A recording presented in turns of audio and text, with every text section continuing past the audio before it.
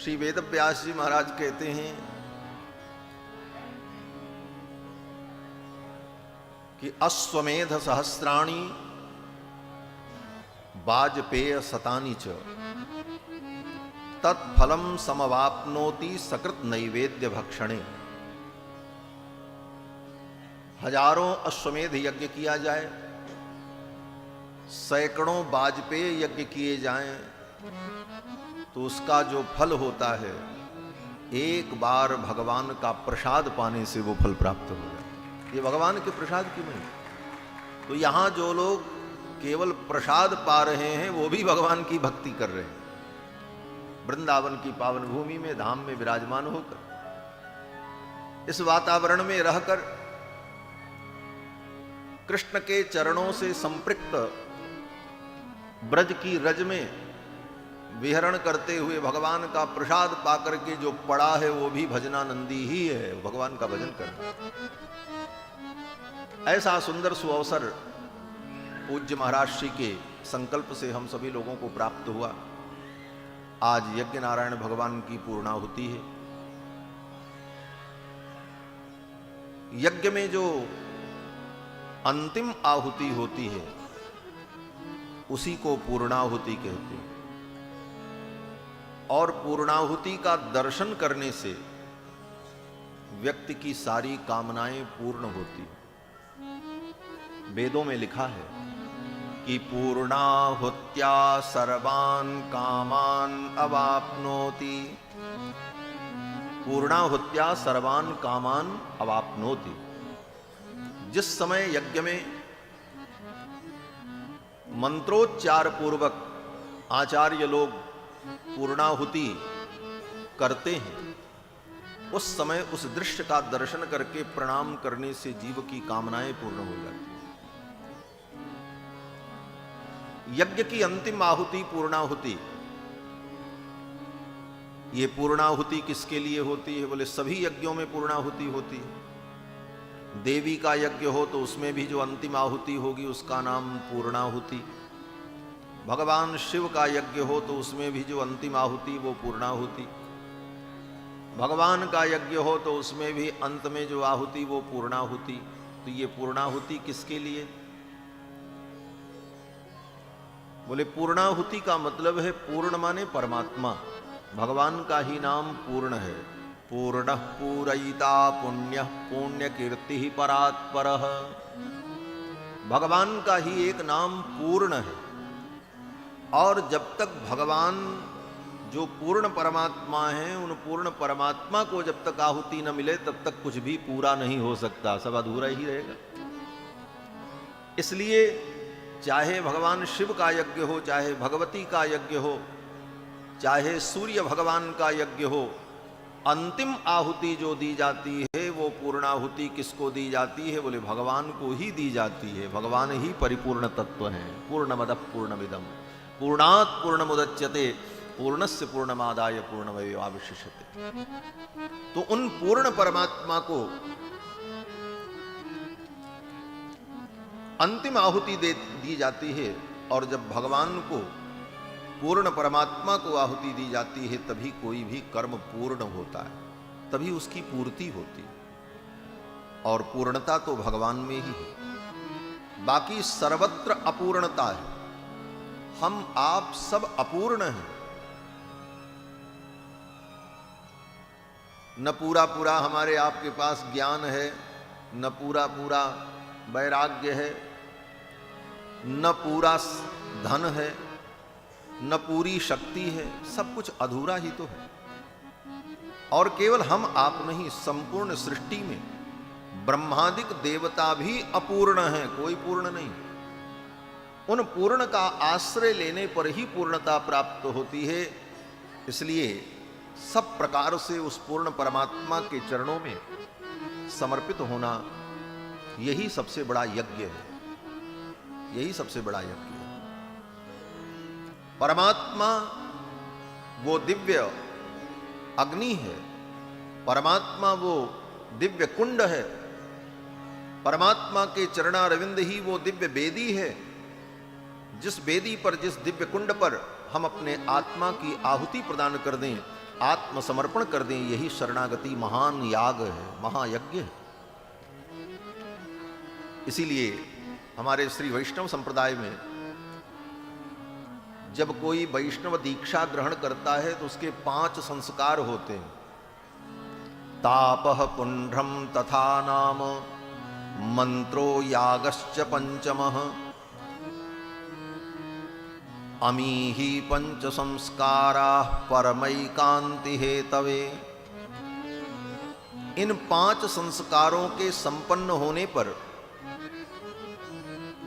वह वैष्णव होता है, तभी उसकी वैष्णवता सिद्ध होती है। और ये 5 संस्कार क्या है? बोले पहले संस्कार में तो तापह, भगवान के आयुध शंख चक्र को पूजित करके अग्नि में प्रतप्त करके आचार्य उस शिष्य की भुजाओं में शंख चक्र का चिन्ह प्रदान करते।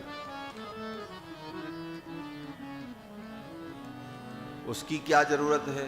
बोले इसको आप ऐसे समझो कि जैसे कोई दस्तावेज आपने लिखा, कोई प्रॉपर्टी आपने लिखाई अथवा किसी को लिखा, तो वह प्रॉपर्टी, वो दस्तावेज पक्का तब होता है जब रजिस्ट्रार की उस पे मोहर लग जाए। रजिस्ट्रार की मोहर लग गई तब वो कागज पक्का, नहीं तो फिर कागज तो कागज है, उसका कोई मूल्य नहीं। उसी प्रकार विचित्रा देह संपत्ति ईश्वराय निवेदितुम, आचार्य चरण कहते हैं कि ये विचित्र देह संपत्ति भगवान को समर्पित करने के लिए। और ये समर्पित कैसे होगी? बोले पक्की रजिस्ट्री करनी पड़ेगी। और पक्की रजिस्ट्री कौन करेगा? बोले रजिस्ट्रार ही आचार्य हैं, जो जीव की इस देह रूपी संपत्ति को भगवान के नाम पर ट्रांसफर कर देते, मोहर लगा देते।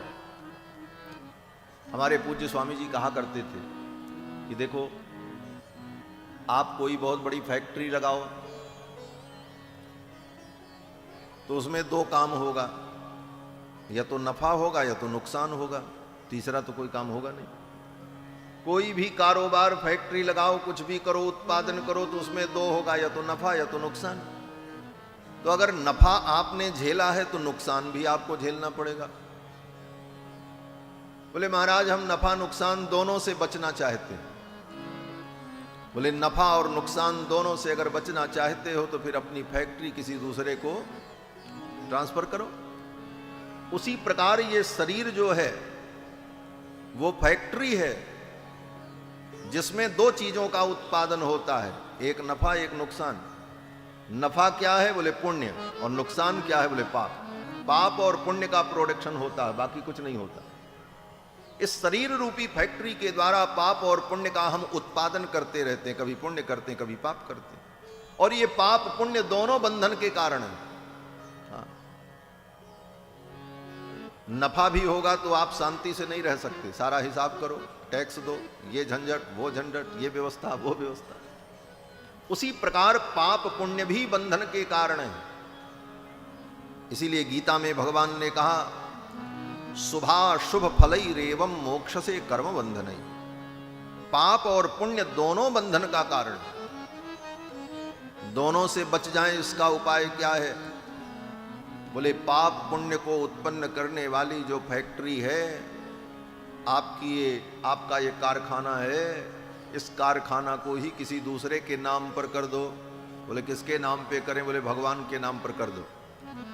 कौन करेगा? बोले कोर्ट में जाना पड़ेगा। बोले हाँ, संत की कोर्ट में आ जाओ। ये संत का दरबार ही वो न्यायालय है जहां पर आकर के जीव अपने शरीर रूपी संपत्ति को भगवान को अर्पित कर देता है। आचार्य क्या करते हैं? बोले साहब विधि विधान करके, पूजन करके, मंत्रोपदेश करके उसकी भुजाओं में शंख चक्र के चिन्ह अंकित कर देते हैं, मोहर लगा देते हैं। ये शंख किसका है? बोले भगवान का। चक्र किसका है? बोले भगवान का। अब भगवान के शंख चक्र का स्टाम्प लग गया, मोहर लग गई। अब ये चक्र पाणी का है, अब ये संसार का नहीं है, अब ये भगवान का होता है। यही ताप संस्कार है, तापह। और वैष्णव का प्रथम लक्षण यही है श्री वेदव्यास जी कहते हैं, जे कंठ लग्न तुलसी नलिनाक्षमाला, जे बाहु मूल परिचिन्हित शंख चक्राह।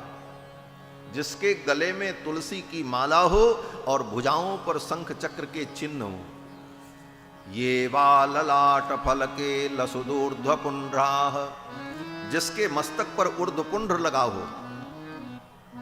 ते वैष्णवाह, वो वैष्णव है, वो भगवान के भक्त हैं। तो 5 संस्कार आचार्य करते हैं। तापह, ताप संस्कार किया, शंख चक्र की मोहर लगा दी। पुंड्रम, तिलक लगा दिया मस्तक पर। तथा नाम, और उसका नामकरण कर दिया। जब कोई भगवान की शरणागति करता है तो आचार्य उसका नाम रख देते। बोले क्या? बोले आज से तुम्हारा नाम गोविंद दास, माधव दास, रामदास। क्यों? बोले अभी तक तुम माया के दास थे, अभी तक संसार के दास थे, अभी तक काम के दास थे, अभी तक क्रोध के दास थे। अब तुम आज से भगवान के दास हो गए, इसलिए गोविंद दास, माधव दास, इसीलिए नाम रखा। और जीव का वास्तविक स्वरूप यही है कि ये जीव भगवान का दास है।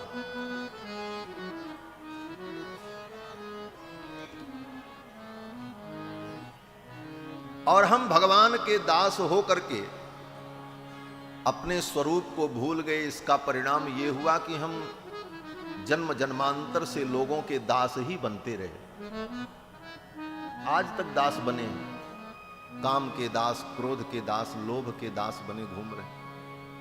क्यों? बोले जिसके दास थे उस भाव को भूल गए, तो फिर कितनों का दास बनना पड़ा जन्म जन्म से। तो यही कर रहे। जीव का स्वरूप ही है कि जीव भगवान का दास है। वेद भगवान कहते हैं कि दास भूता स्वतः सर्वे, ये समस्त जीव भगवान के दास हैं स्वतः। ऐसा नहीं है कि भगवान ने इनको अपना दास बनाया तब ये दास बने। हम लोग जन्मजात भगवान के दास हैं। और जन्मजात क्या कहें? अनादिकाल से, क्योंकि भगवान भी सनातन है, जीव भी सनातन है। ऐसा तो है नहीं कि भगवान पहले थे हम बाद में आए। जब से भगवान है तब से हम आप हैं। भगवान भी सनातन है, हम आप भी सनातन हैं। और जब से भगवान है तब से हम भगवान के दास हैं। लेकिन माया के कारण, अविद्या के कारण, अज्ञान के कारण हम अपने स्वरूप को भूल गए। तो वेद भगवान कहते हैं कि दास भूता स्वतः सर्वे ह्यात्मन परमात्मन। ये जितनी आत्माएं हैं सब परमात्मा की दास भूता हैं, सब भगवान के दास हैं। इसीलिए आचार्य नाम रख देते हैं गोविंद दास, माधव दास, रामदास। और दास बनने में बड़ा लाभ है।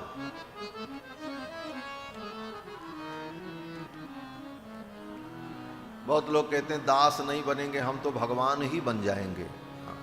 हम भगवान के दास नहीं बनना चाहते, हम तो भगवान ही बनना चाहते। तो क्या बनोगे? बोले अहम ब्रह्मास्मि, हम ब्रह्म हैं। अहम ब्रह्मास्मि सोहम, हम तो उसी के हैं, हम वही हैं। तो कहते हैं देखो, दास बनने में बड़ा लाभ है। एक बड़े अच्छे संत हुए जिनका नाम काष्ठ जिह्वा स्वामी, उनका एक पद है।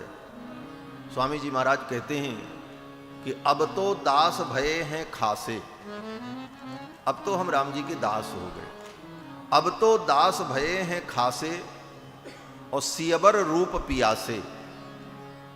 आई दीनता बात बन गई सब सिय जू की करुणा से। अब तो दास भये हैं खासे। बोले ब्रह्म नहीं बनोगे? बोले ब्रह्म बनने में बड़ा झंझट है। क्यों? बोले ये गेरुआ कपड़ा पहन करके ब्रह्म बनने तो चलते हैं, लेकिन ब्रह्म बनना तो दूर बात, ईर्ष्या द्वेष भी जीवन में समाप्त नहीं हो पाता। काष्ठ जिह्वा स्वामी जी कहते हैं ईर्षा खाज धरी गेरुन में। ये गेरुए कपड़े में भी बड़ी ईर्ष्या है महाराज, हम किसी से कम नहीं। ईर्ष्या खाज भरी गेरुन में, वेदांतिन के वासे। अब तो दास भये हैं खासे। गेरुआ वस्त्र पहनने के बाद भी ईर्ष्या की खाज नहीं मिटती है महाराज। वेदांत में भी लड़ाई चलती रहती है। अद्वैतवाद, विशिष्टाद्वैतवाद, शुद्धाद्वैतवाद, केवलाद्वैतवाद, अचिंत्य भेदाभेदवाद, अनेक वाद विवाद चलता ही रहता है, चल रहा है। इसलिए कहा दास बनने में बड़ा लाभ है। अब तो दास भये हैं खासे, सियवर रूप पियासे, आई दीनता बात बन गई सब सियजू की करुणा से, अब तो दास भये हैं खासे। गुरु जी ने दासांत नाम रख दिया, ताप संस्कार किया, पुण्य किया, दासांत नाम कर दिया और मंत्र प्रदान कर दिया। कानों में मंत्र बता दिया। मंत्र क्या है? बोले मंत्र माने मंत्रणा। जो गोपनीय बात होती है उसी को मंत्रणा कहते हैं। जब कोई किसी से मंत्रणा करता है तो बहुत धीरे धीरे मंत्रणा करता, कोई सुन न ले। इसीलिए जब गुरुजी मंत्रणा करते हैं, कान में मंत्र देते हैं, तो लोग कीर्तन करने लग जाते हैं। सिर पर कपड़ा रख दिया, कोई सुनने न पावे। और उस मंत्रणा का अर्थ क्या है? बोले उस मंत्रणा का अर्थ यह है कि देखो, जैसे आपको न्यायाधीश के सामने उपस्थित होना है, आपको न्याय चाहिए, लेकिन आपको ऐसे न्याय नहीं मिलेगा। किसी वकील के माध्यम से, किसी न्यायविद के माध्यम से जब आप अपना पक्ष न्यायाधीश के सामने रखेंगे तब आपकी सुनवाई होगी। और जब बहस होगी तो वकील आपकी बहस करेगा, लेकिन बीच में जज साहब आपको भी बुला करके आपका भी बयान ले सकते हैं। और अगर आपने गलत बयान कर दिया तो मुकदमा बिगड़ जाएगा। तो वकील क्या करता? बोले वकील पहले ही अपने मुवक्किल को धीरे से समझा देते। बोले गुरु होते हैं, आचार्य होते हैं, वही वकील है। और वो पहले से ही कान में बता देते हैं, देखो अगर भगवान के सामने जाना, न्यायाधीश के सामने जाना, तो ज्यादा मत बोलना, जितना मैं बता रहा हूं उतना ही कहना। बोले क्या कहना है? बोले कान में धीरे से बता देते हैं, श्रीमन्नारायण चरणौ शरणम प्रपद्ये श्रीमते नारायणाय नमः।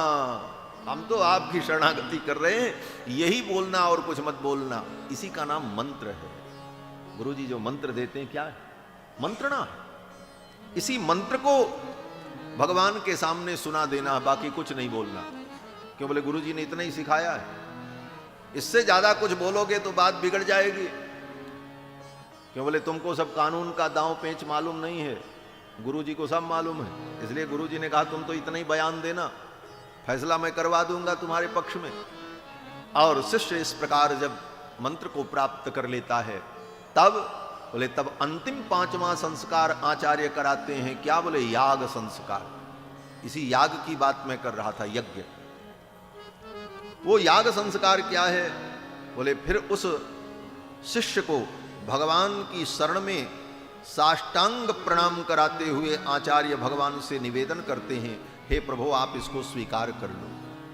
एनम रक्ष जगन्नाथ बहुजन्मा पराधीनम।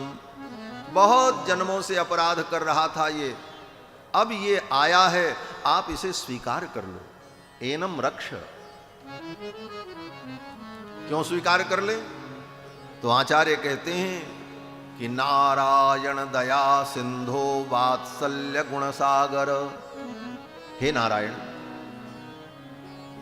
आप नारायण हो। नारायण का मतलब ही होता है नरस्य अयनम नारायणम, नराणाम अयनम नारायणम। नर माने जीव, अनंत अनंत जीव का जो आश्रय है, इसीलिए उसका नाम नारायण है। इसलिए कहते हैं नार पर दया करो। लेकिन दया से कभी कभी काम नहीं चलता। भगवान दया करें और उनको दया नहीं आई तो दया नहीं करेंगे। बोले तब बोले वात्सल्य गुण सागर। आचार्य ने कहा कि आप तो वात्सल्य गुण सागर हैं। वात्सल्य गुण क्या है? बोले वात्सल्य गुण वो गुण है जो गुण गाय के अंदर होता है। अपने बछड़े को देखकर उसके अंदर जो प्रेम उमड़ता है, उस प्रेम को ही वात्सल्य कहते हैं। वत्स के प्रति गाय का जो प्रेम है उसको कहते हैं वात्सल्य। और वो प्रेम कैसा? बोले बछड़ा जब पैदा होता है तो उसके शरीर में कितनी गंदगी लगी रहती, मल मूत्र खून सब चिपका रहता है, लेकिन गाय क्या करती है, बोले जीभ से चाट चाट करके उसे साफ करके ऐसा सजा देती है कि जब गाय बछड़े को जन्म देती है उसके 1 घंटे बाद उस बछड़े को देखो तो उसके रोएं जो होते कितने मुलायम, जैसे किसी ने कंघी किया हो, ऐसा सुंदर बना देती। उसके सारे दोष को वो भोग्य समझ करके गाय उसे ग्रहण कर लेती है, उसके दोष को नहीं देखती, अपितु दोष को ही भोग्य समझ करके वो गाय उसे ग्रहण कर लेती है और उसे सुंदर बना देती। इसका नाम वात्सल्य। आचार्य कहते हैं हे प्रभो वात्सल्य गुण सागर, आप तो वात्सल्य गुण के सागर हो। इस जीव के अंदर तो दोष है ही, लेकिन इस दोष को आप ही मिटाओ, आप ही मिटा करके इसको सुंदर बना लो, अपने लायक बना लो। और इस प्रकार कह करके उस जीव को भगवान की शरण में अर्पित कर देते हैं। और भगवान के चरणों में जब आचार्य उस जीव को अर्पित कर देते हैं, इसी का नाम है। संतान को उत्पन्न करते हैं वो भी यज्ञ है, खेत में बीज बोते हैं वो भी यज्ञ है। और जिस शरीर से जीवन भर हम यज्ञ करते हैं, मरने के बाद उस शरीर को भी हम अग्नि में समर्पित कर देते हैं, यह अंतिम यज्ञ होता है। इसीलिए सनातन धर्म में शरीर को अग्नि में जला देने का विधान है। समाधि बना देने का, समाधि तो सन्यासी लोगों की बन जाती है, क्योंकि उनके लिए शास्त्र ने अनुमति दी है कि उनका अग्नि संस्कार नहीं होगा। लेकिन सामान्यतया अग्नि संस्कार अर्थात जीवन भर हमने यज्ञ किया और जिस शरीर से यज्ञ किया, इस शरीर को भी हम अग्नि देवता को अर्पित कर रहे हैं। और इसमें सब वेदों के मंत्र का प्रयोग होता है। जब शरीर को चिता में जलाया जाता है तो वहां भी लोमभ्य स्वाहा, लोमभ्य स्वाहा, त्वचे स्वाहा, त्वचे स्वाहा, मेधसे स्वाहा। त्वचा, लोम, शरीर के रोएं, मेद, हड्डी, मांस, इन सब की वो आहुति है एक प्रकार से, ये सब वेद मंत्रों में कहा गया। तो ये तो यज्ञ है।